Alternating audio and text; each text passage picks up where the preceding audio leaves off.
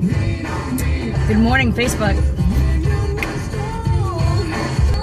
I love this jam. Lean on me. It won't be too long. Somebody to lean on. It's like the perfect song right now. So, as Facebook is building my audience, and I'm jamming to Club Nouveau, we be jam on. I like have to have this play out. So, I think this is number 21. I think, is that what I put?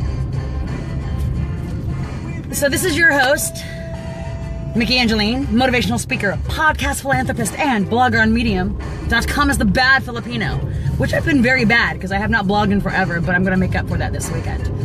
So as the song plays out, this one really runs close to my heart, and it looks like Amber, who just popped in, is going through this as well. Welcome TC, welcome Miranda. And I just, a lot of times when I do these rants, it's going to be based off of something I'm going through. And I'm inspired to share it. And I'm inspired because when I'm saying inspirational stuff that I hope helps you, it helps me in turn because I'm talking about it. So I guess that's rule number 1. Talk about it. The more you talk about it and put it out, the more you'll get through it. So this particular topic, don't respond, don't engage. I actually did a video about this last year, July, and it's on my YouTube. So please be sure to subscribe to my YouTube channel as well, because not only would I love you for it, but a lot of these videos you're going to see that it's going to pop up. It's going to pop up on my YouTube channel. Like, it starts out as a live feed. Welcome, Vero. How are your hands? We'll talk about that later. When I do these in the live feed Facebook, I end up uploading them to my YouTube, right? So make sure, please, I would love for you to subscribe to my YouTube channel. That way, if you missed this one, you can always catch it on the YouTube. So I did a video about this a year ago, and it was specifically designed towards those of you who have, an ex-partner, or what I like to call an ex-situationship, right? Because it wasn't an actual relationship, but it still occupied a lot of your time and your energy, your money, your effort. Yeah. And it was information given to me. Hello, Autumn. It was information given to me from a really good friend, because I was having trouble cutting off a very toxic person that was in my life, that I allowed in my life for like almost 4 years. Well, this person, despite my making it clear that I want nothing more to do with her, to this day still messages me. And this will happen. This is something, you've got to ask yourself if you can muster the strength to go through, because it still gives me anxiety, it still gives me triggers, but I've cut this person off, blocked them from every social media angle possible, and yet I'm still getting emails. Well, it's gotten to the point where, is this shaking? Sorry, I tried to tighten this thing was like being so snarky. It got to the point where her mother started messaging me the last probably 4 days, because this is what I learned. When you block somebody from your personal page on Facebook, they still can message you on your public page. Yeah, I don't know why that is, but they can. So then what you have to do is you have to go back and then you have to ban them. So after the second message that I received, you know what, Christina, welcome. I'm actually thinking about that. Because, I'm going to figure that out. But this is the truth. Christina, even if I change my email, it's going to be listed on how to reach me.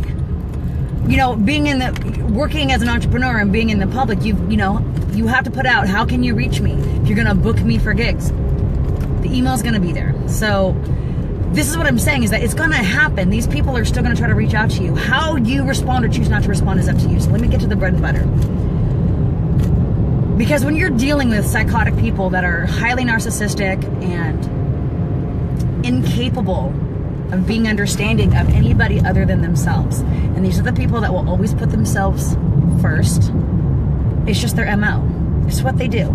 And if you are someone like me who is an empath, if you are someone like me who is very giving, who tries to be very understanding and put yourself in other people's shoes, you're giving of your time and it's genuine, you are going to attract those people that are the succubuses and the energy vampires, because that's what they do. A lot of the time, though, it comes from their own triggers, trauma, impact from their past, and they are incapable of moving on from it. It feels often like it's manipulation on purpose, which it probably is. But regardless, okay, so here we go. Let's touch in. So TC says it's been over 7 years and I still get texts every 2 to 3 months. What the fuck? I never respond. Thank you for posting that, because you know what? The truth is, it could go on for years. We live in the social media age. We live in the internet world. We live in a world where getting a hold of somebody is more easier than ever possible. People will create false profiles and troll you. It's just going to happen, whether you're an entrepreneur or not, whether you put yourself out in the public eye. So what this video is I want to talk to you about is how to just protect yourself and not worry. Oh, here we go. Christina, I'm an empath. Succubus was the exact term I was thinking of. It's narcissists and sociopaths that we attract, unfortunately. Predators, this is correct.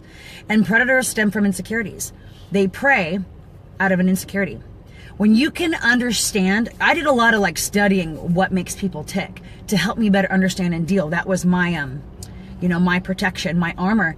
When you can understand that it really has nothing to do with you, how they are, you will learn to stop taking on their problems as your own. Because we as empaths and we as givers and we as fixers will take it on like it is our duty to take care of them, especially if we invest time in that person. My situation was fortunately only 4 years off and on. Some people, it might be years. It could be a situation where you have children together. It could be a situation where you had a business together.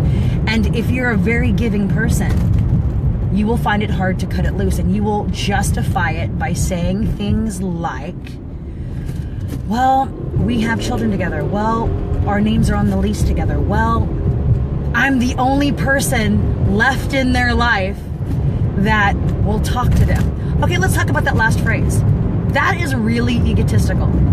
Are you really the only person? And I apologize for that, because sounds are coming through on my phone and I forgot to silence. Anyhow, are you really the only person they can go to? Maybe that's your crutch. Maybe that's your coping mechanism. Your insecurity, your trigger, that it's important that you are there for somebody because it makes you feel needed and wanted, right? So we're addressing ourselves. If you find yourself saying this out loud, especially to other people, then you're enabling your own triggers and you're enabling your own coping mechanisms. You've created an unhealthy relationship because you desire to be needed. And that's where the fixer part comes, right? To be appreciated. And we'll gravitate towards those that take it because it's easy, right? It's so easy. You don't have to work at the relationship and figure out if it's going to work. We're just going to go ahead and attach ourselves, us fixers, us empaths, right? Us givers, to those that will take. And we will justify it until it kills us. Don't respond, don't engage. What does that mean? It won't matter what you say to these people. It will not matter what you say. They will take that as, I now have a step in. They will temperature check you. Have you heard that saying? Send those texts every 2 to 3 months. Throw out that line to see if they can hook ya, right? Checking the boundaries, seeing if they still have a little piece of you. I just posted something actually on my Facebook that I saw as a link from another friend, and it had to do with sexual energy and auras. And this, to me, is a huge component as to why it's hard to let people go at times. And please read it when you get a chance. And basically the summary of it is when we are engaging in sexual encounters with people, without realizing it, we bring previous sexual connections from our past lovers into the current lover. We just do that. We can't help that, especially if you're sleeping with a multitude of partners at the same time. If you're not, monogamous and you go one apartment to one partner. And what'll happen is if you end up engaging in a relationship with somebody sexually that is a taker and is negative and is manipulating and is narcissistic, what that person is bringing into your sexual prowess is negativity. And sex is like the biggest component that causes us to ignore every red flag ever when we have a sexual connection with somebody, right? Please read that. The reason I'm bringing this up, this person has recently reached out to me, and I'm not going to go into details, but according to them, they now have this life-threatening, not really a disease, but a life-threatening situation to their health, and all of a sudden they need me. Have any of you experienced that?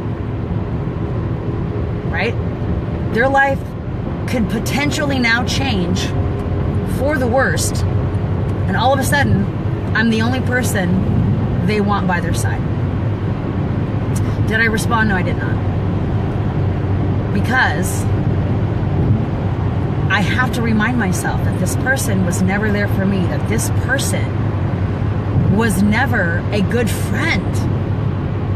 And it took me 4 years and really good friends, you know, a good support system to help me realize I gotta let it go, because it's not benefiting me at all.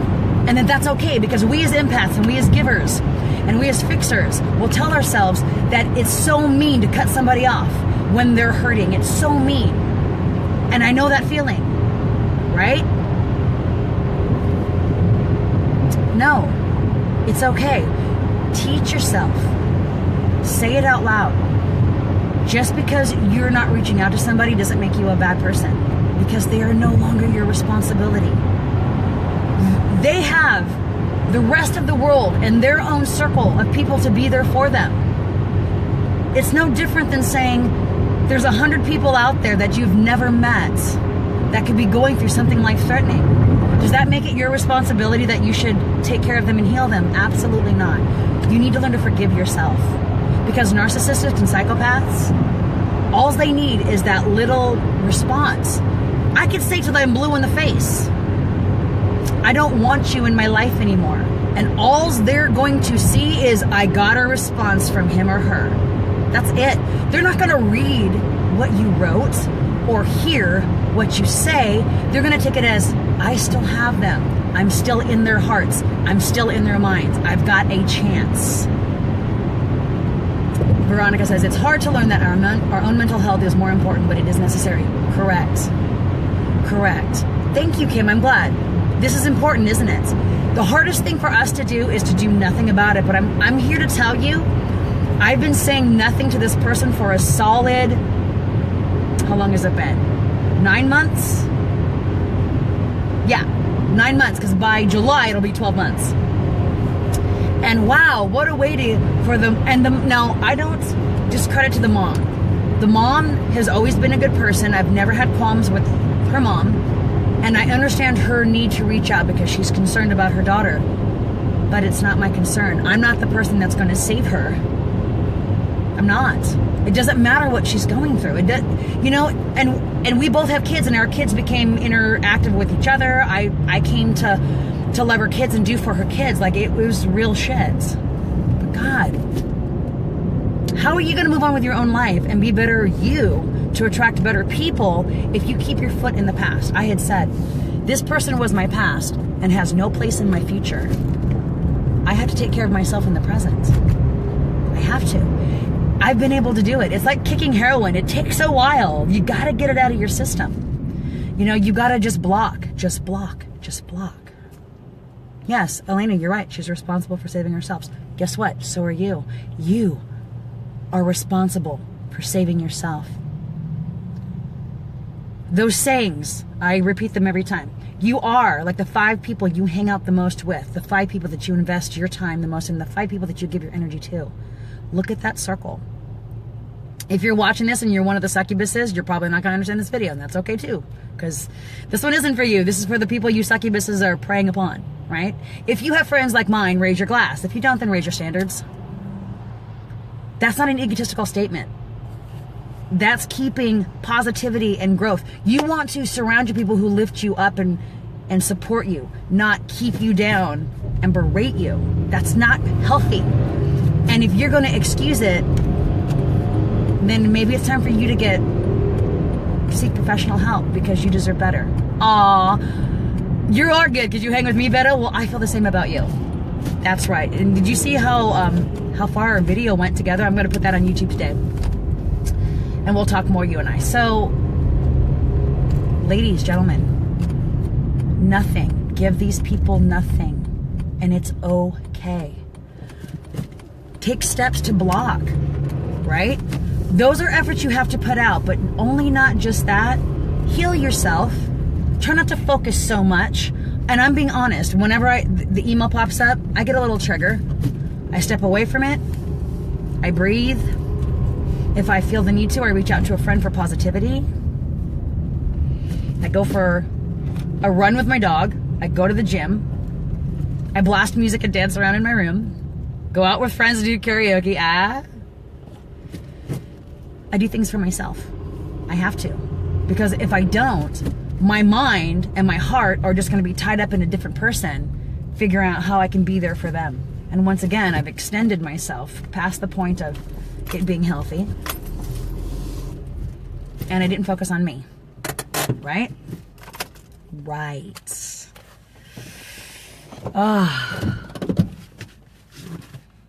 You deserve so much better. You are worth it. You are worth love and positivity. You can break this cycle yourself. If you have a support system, go with that. I'm pretty sure everybody does. You may think you don't. The worst thing that we do is we feel like we're burdening people when we want to talk about this. We think we're burdening the ones that we love because subconsciously we know what we're doing isn't healthy. We make excuses, right? Have you ever been in a situation or a relationship or a situationship and it got to where you just stopped talking about that person with your family and friends because you knew they didn't want to hear it? People, that's a sign. If you can't talk about the person you love with those who care about you from the start, that's a sign. It's a sign. And don't feel embarrassed. We're human. We don't know. You don't know when you get into it that it's going to turn out that way. You don't know until you try it. Don't let a person like that jade you to think that you're never going to deserve it going forward. And that's a hard nut to swallow, especially if you've had years and years and years of constantly finding yourself subconsciously attracted and attracting the unhealthy people. It's hard to believe that. If you've been doing it for years, I haven't been doing it for years. For the most part, I have attracted healthy people into my life, and even if the relationship didn't last forever, it was good while it lasted. So I know I'm fortunate. I've only had maybe 2 instances where I've attracted a seriously serial narcissist, and my own naivety was, why would somebody purposely treat me like that? Because I wouldn't treat them like that. The first stage is denial. We're like, why would somebody do that? There's no way. Maybe they just got something going on and it's not about me. I'm going to continue this. And that's okay too, because that is true. When they treat you like that, it doesn't have anything to do with you. You just happen to be the next victim for them because they can't heal themselves. And if you choose to take it on, and this is up to you, if you choose to continue to have those kind of people in your life, be prepared for a lifetime of misery and negativity. It's going to weigh you down. You're going to feel exhausted. You're going to get depressed. You're going to wonder why you are bitchy. You're going to wonder why you don't like to be social. You're going to wonder why you don't trust meeting new people. It's interesting. You won't trust meeting new people, but you have no problem keeping that past in your life because they've got their hooks in you and they won't let you go. And you won't let them go. As a lot of you know, I'm a Reiki practitioner, and it's known as cords, right, that are still attached. We all have cords of people that are attached to us. Some of them we won't let go of, and those are like our children or family members. Others, it's past relationships, and we're not ready to sever it. Until you can sever that, you need to move it on. Christina says, man, it's popping up so quickly I can't read those. I'll have to go back and read those. Give yourselves a break. I'm gonna go ahead and close this out. I didn't want to make it too long, but let me leave you with this. Give yourself a break. You're only human, and you have the capacity to love vastly, and you have the capacity to love yourself. Good morning, Marcus. Thank you for joining. Here's a little practice thing I learned from another friend: is stand in the mirror, look in your own eyes, and say, I love you. You are worthy. You're a wonderful human being. Look in your own eyes and say this: I love you. You are worthy. You're a positive human being. Hey, Nikki, hit me up. PM me after this, or PM me now and we'll talk, honestly. I would love to hear what you have to say, honey. So, I guess that's really all I have to say. Don't respond, don't engage. Don't. It's not worth it. You are not worth it. Oh, thank you, Tommy. I didn't even know you were on. You're so awesome. Move forward. Learn from, if anything, learn from my experiences. Learn from my trials and tribulations. That's the best I can do, is just share with you things that I go through and how I'm dealing with it and how it's benefited me. It's been almost a year now, and I feel absolutely no attachment to this person. It feels good that when I get these messages that they're trying to hook me in with personal traumas, that I can seriously go, that's not mine anymore. It's not a hate thing. It's not a, man, Myki, how could you do that? Yeah, how could I do that? Because I love myself and I respect myself, finally. And since I've been able to do that, I'm not kidding you, I'm not making this up. Since I've been able to do that, the positive people have been coming into my life because I'm ridding my closet of the negative souls and I'm opening arms to the positive souls. And that's addictive in itself in a positive way. You can do it too. And PM me. Like I said, I'm a Reiki practitioner. So if any of you would like energy healing to help with that, hit me up. I would be more than happy. I do that now. Again, I just didn't say now, I'm doing it again. I hadn't done it in a couple of years, but I'm back on track with it. And there's a couple of websites that I can, or a couple of groups that I can introduce you to help with as well. So thank you again, everybody, for joining me on this very important topic in this video. I hope any of it resonated with you in a positive manner. You can take it with you in your day, and that it inspires you as much as you all inspire me on the daily. I love you so much. Remember, every day you wake up, you determine how it'll go. Manifest to be your best and have an absolutely amazing, fantastical Thursday. Stand on your chair. You can see the weekend from there. What? Take care.